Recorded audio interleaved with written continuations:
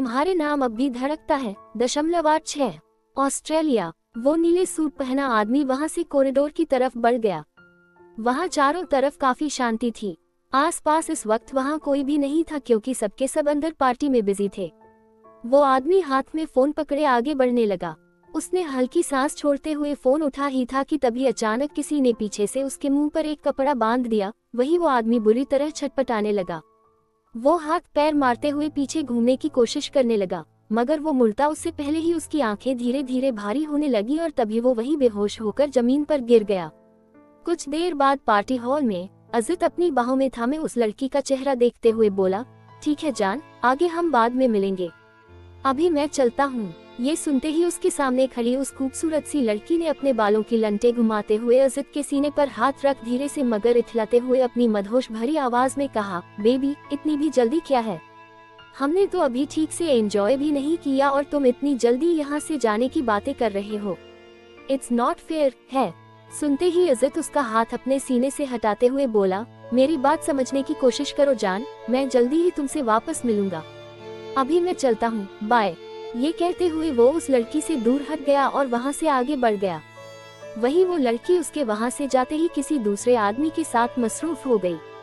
वहीं अजित बार एरिया से निकल हॉल में पहुँचते हुए धीरे से खुद से बोला, ये विलियम कहाँ रह गया? उसने तो मुझे जल्द ही आने का इशारा किया था, अब तक वो वापस क्यों नहीं आया? अजित ने पूरे क्लब में सरसरी नजर फेरते हुए ठंडी आवाज में कहा। दूसरी तरफ हॉस्पिटल। रिया जैसे ही मुड़ी वैसे ही किसी ने उसका हाथ तेजी से मोड़ दिया और गुस्से भरी आवाज में कहा, मनहूस, ये सब सिर्फ तेरी वजह से हुआ है। अपने माँ बाप को तो तू खा गई और आज तेरी वजह से माँ जी की भी यही हालत हो गई है। ये सुनते ही रिया की आंखें आंसुओं से भर गईं। वो अपना हाथ पीछे करते हुए रोते हुए बोली, चाची ये सब मैंने जानकर नहीं किया था, मुझे सच में नहीं पता था कि ये सब हो जाएगा।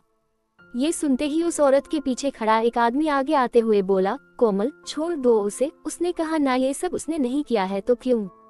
उस आदमी ने इतना ही कहा था कि वो औरत यानी रिया की चाची गुस्से में बोली, आप तो चुप ही रहिए जी, आज आपके और माँ जी के दिए लड़ प्यार की वजह से इस लड़की के इतने पर निकल आए हैं, जबान तक लड़ने लगी है ये मनहूस। ये सुनते ही रिया फिर सफाई देते हुए रुआसी आवाज में कोमल यानी अपनी चाची के पीछे खड़े आदमी को देखकर बोली, मुझे सच में नहीं मालूम चाचा जी कि दादी को कट कैसे लगा, मैंने सारे स्विच ऑफ किए थे। ये कहते हुए वो रोने लगी। वहीं उसे रोता देख कोमल मन ही मन मुस्कुराते हुए बोली, हम आखिर अब जल्द से जल्द उस बुढ़िया से मुझे छुटकारा मिलेगा, आखिर मेरा बनाया हुआ प्लान कामयाब हो ही गया। रिया का घर। रिया अभी अभी बाथरूम से नहाकर निकली थी। वो शीशे के सामने खड़े होकर बाल सुखा ही रही थी कि तभी उसकी दादी वहां आई। उन्हें शीशे में देखते ही रिया अचानक पीछे मुड़ी और बोली, दादी आप यहाँ? कोई बात थी क्या? तभी उसकी दादी अंदर आते हुए मुस्कुराकर बोली, नहीं मेरी बच्ची, मैं तो बस यही बताने आई थी कि बस कुछ ही देर में हमारी बस है, फिर मैं तेरे चाचा चाची सब यहाँ से निकल जाएंगे। ये सुनते ही रिया बोली, दादी अभी तो सुबह चाचा चाची आए हैं, आप सब आज ही वापस गाँव जा। उसने इतना ही कहा था कि तभी सामने से एक आवाज आई, क्या बात है माँ जी, मेरे आते ही यहाँ से निकलने की काफी जल्दी हो जाती है आप सभी को। ये सुनते ही दादी माँ ने अपनी आंखें कसकर बंद कर ली और सिरना में हिलाते हुए पीछे मुड़ी और हल्की तेज आवाज में बोली, अरे नहीं ऐसा नहीं है कोमल, मैं तो बस रिया को यही बताने आई थी कि कुछ ही देर में हम निकल रहे हैं। ये सुनते ही कोमल एक फीकी मुस्कान लिए रिया की तरफ देख बोली, वैसे माँ जी अब रिया की उम्र भी हमारी सिम्मी के बराबर हो चुकी है, मैं सिम्पी के लिए रिश्ते देख ही रही हूँ, आप कहें तो अब रिया की शादी के लिए भी हम लड़का देखना शुरू कर दें। ये सुनते ही रिया के चेहरे की मुस्कान गायब हो गई। दूसरी तरफ सड़क। रोहानिका ने जल्दी से रियांश को अपने सहारे खड़ा किया। रियांश की सांसों की गति बेहद तेज हो चुकी थी, उसके शरीर का तापमान लगातार बढ़ता जा रहा था। रोहानिका डरते हुए बोली, मिस्टर मल्होत्रा आप ठीक से खड़े भी नहीं हो पा रहे, चलिए मैं आपको आपके घर छोड़ देती हूँ। ये कहते हुए वो उसे अपने कंधे का सहारा देकर आगे बढ़ी, लेकिन तभी रियांश ने खुद को उससे थोड़ा दूर करते हुए कहा, नहीं मुझे कहीं नहीं जाना, मुझे अकेला छोड़ दो। उसके शब्द बहुत धीमे, टूटे हुए और दर्द से भरे थे। ऐसा लग रहा था मानो उसके अंदर की सारी ताकत खत्म हो चुकी हो। रोहानिका ने उसकी बात अनसुनी कर दी और फिर उसके पास आकर बोली, जिद मत कीजिए, आपकी हालत बहुत खराब है, आप ऐसे सड़क पर कैसे रह सकते हैं? रियांश कुछ बोल पाता उससे पहले ही उसकी आंखें फिर से धुंधली होने लगी।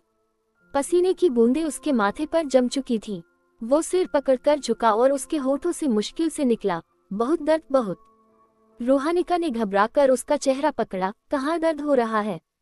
मिस्टर मल्होत्रा, मेरी बात सुनिए, आप मुझे डराने की कोशिश मत कीजिए। वो खुद कांप रही थी, उसकी आंखों में चिंता साफ दिख रही थी। उसने फौरन अपने फोन की तरफ हाथ बढ़ाया, शायद मदद बुलाने के लिए, मगर तभी रियांश ने उसका हाथ पकड़ लिया। उसकी पकड़ कमजोर थी, लेकिन उसके भीतर की बेचैनी उसे एक स्पर्श में साफ महसूस हुई। वो धीमे बोला, किसी को मत बुलाना, कोई नहीं आएगा, कोई भी नहीं। उसके चेहरे पर निराशा की लकीरें थीं। रोहानिका ने चिड़चिड़ाते हुए कहा, आप ये सब क्यों बोल रहे हैं?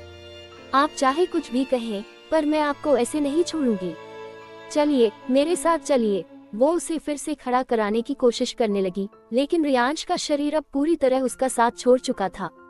रोहानिका ने उसकी कमजोर हालत देखते ही उसे दोनों हाथों से पकड़ा। अचानक रियांश का पैर लड़खड़ा गया और वो पूरा का पूरा उसका सहारा लेते हुए उसके कंधे पर गिर पड़ा। उसका सिर रोहानिका के कंधे पर टिक गया। रोहानिका ने झटके से उसे संभालते हुए कहा, रियांश, संभालिए। लेकिन अब रियांश की आंखें आधी बंद थीं। उसकी सांसें अनियंत्रित हो चुकी थीं। वो कुछ बोलना चाहता था, मगर उसके होंठ सिर्फ हल्के से हिले, आवाज निकल ही नहीं रही थी। रोहानिका ने कांपती आवाज में कहा, मिस्टर मल्होत्रा, प्लीज आंखें खोलिए, मेरे साथ रहिए, आंखें खोलिए। उसका दिल जोर से धड़क रहा था, उसकी हथेलियां पसीने से भीग चुकी थीं। वो पूरी कोशिश कर रही थी कि उसे संभाल कर खड़ी रख सके, लेकिन रियांश की हालत अब उसके नियंत्रण में नहीं थी। और फिर अचानक रियांश का पूरा बदन ढीला पड़ गया। रोहानिका की आंखें डर से फैल गईं। रियांश। कुछ समय बाद हॉस्पिटल। रोहानिका एक वार्ड के बाहर खड़ी हुई घबराहट में इधर उधर हाथ रगड़े हुए, आंखों में डर लिए चक्कर काट रही थी कि तभी उसके कानों में पीछे से एक दमदार सी आवाज पड़ी, रियांश। ये सुनते ही रोहानिका पीछे मुड़ी। उसे कुछ ही दूरी पर दादाजी घबराते हुए उसकी तरफ बढ़ते दिखाई दिए। उनका चेहरा डर और बेचैनी से भरा हुआ था। रोहानिका के सामने पहुंचते ही वो कांपती आवाज में बोले, कहाँ है मेरा बच्चा, कहाँ है रियांश?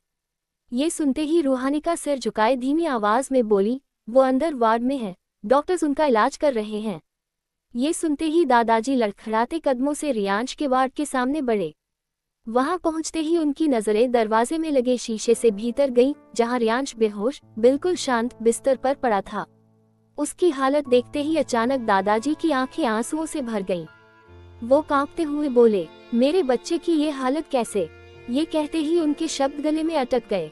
क्या होगा आगे? दादाजी को क्या पता चल जाएगा कि वंश ने कहा था उनसे झूठ? वही कौन है दादी माँ की हालत का जिम्मेदार? क्या दादी माँ की हालत के पीछे है कोमल, हाथ दूसरी और अजित और व्योम की होगी? क्या आगे मुलाकात? आगे जाने के लिए पढ़िए तुम्हारे नाम से अब भी धड़कता है, लेखिका शिवांगी। अगर आपको मेरी कहानियाँ पसंद आए तो please subscribe, follow, share and comment करें और अपना फीडबैक भी दें। शुक्रिया। पढ़ने के लिए अगला भाग जल्द आएगा। पढ़ने के लिए शुक्रिया।